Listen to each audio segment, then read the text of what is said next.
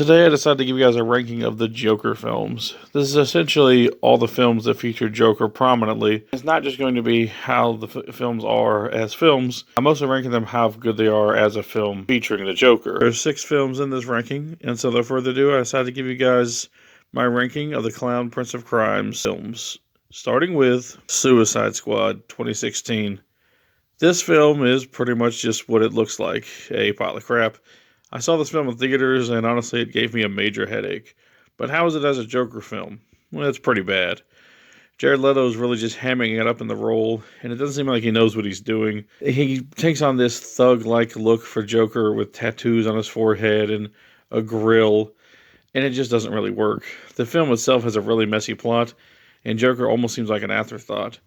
There is some Batman in here, I guess, to try to get butts and seats.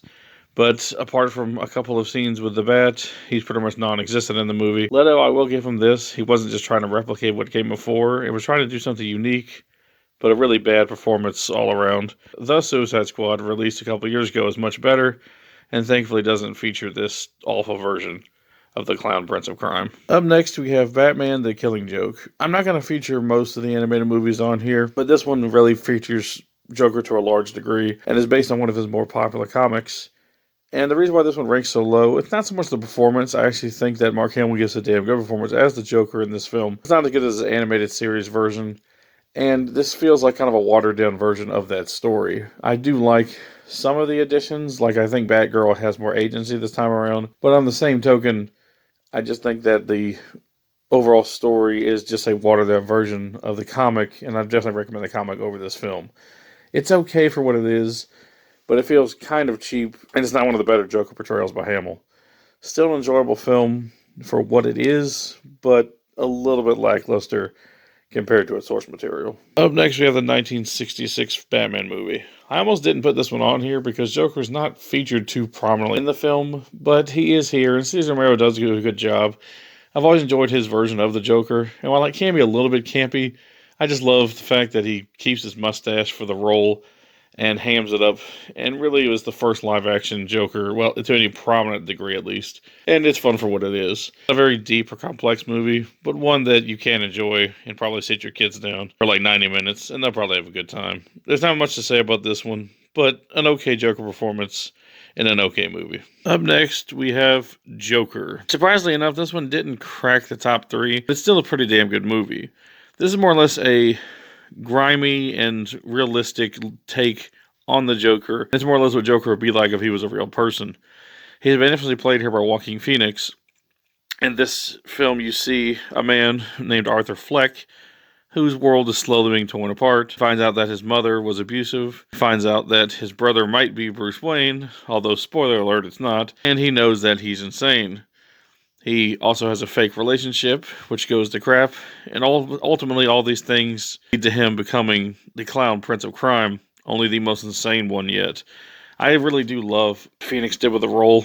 Much like Leto, even though Leto's was not a good performance, he did make it his own, and is not just copying more popular versions of the character that came before him. He really is insane this time around, and this is probably the most realistic portrayal of a Joker character that we ever had. It's not as combat-centric as the other ones.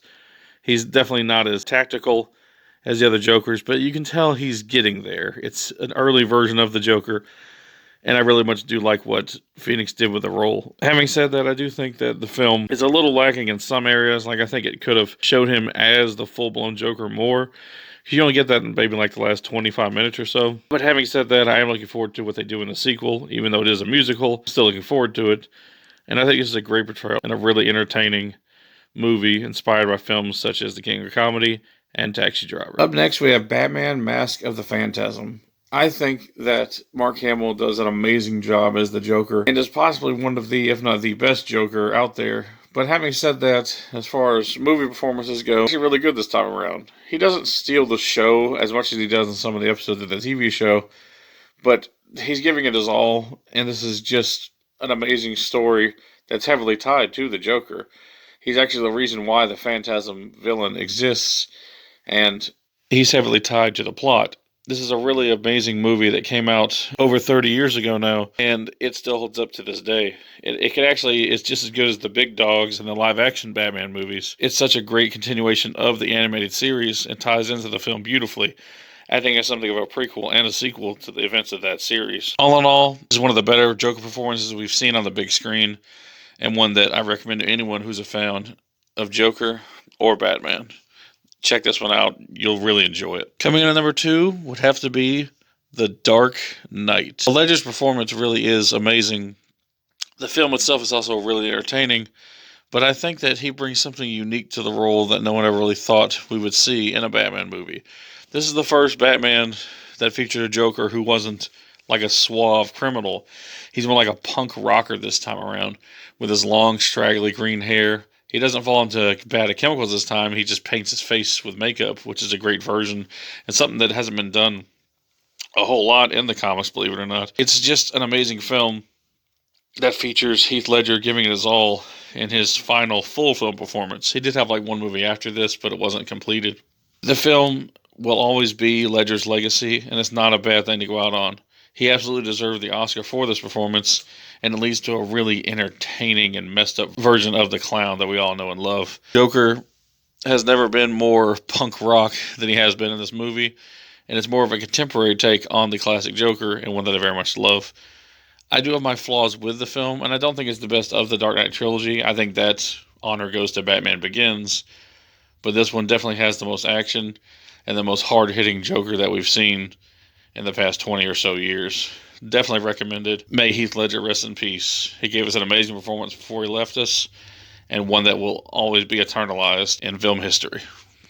But number 1 has to be also my favorite Batman film, and that's 1989's Batman.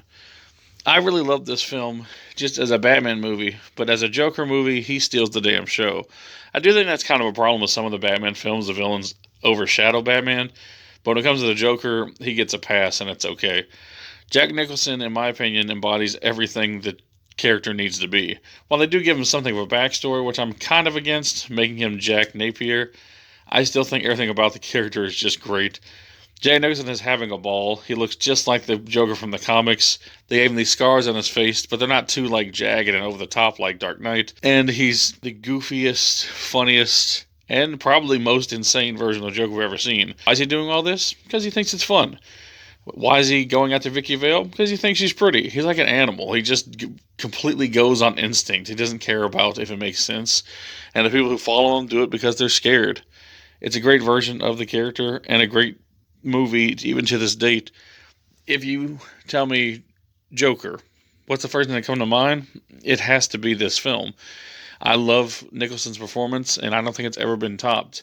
I think people have come close. Even to this day, 35 years removed now, I still think this is the best version of the character, and the best version of Batman, and my favorite Batman movie, and my favorite Joker movie.